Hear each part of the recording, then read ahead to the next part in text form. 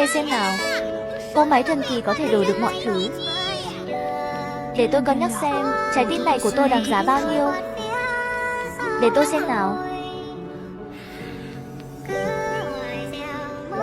Ôi chao, những vết thương này quá sâu rồi. Nhưng lại có một ưu điểm mà những trái tim khác không có. Ưu điểm gì chứ?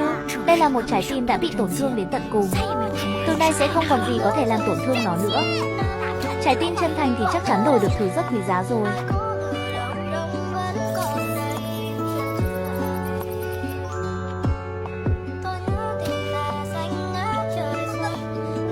Bác cải sao? Cái máy này chắc chắn bị lệch rồi. Trái tim chân thành sao có thể chỉ đáng giá như bác cải được? Vậy con đổi không? Đổi. Bác cải còn có ích hơn trái tim chân thành nhiều. Kẻ ngốc mới không đổi.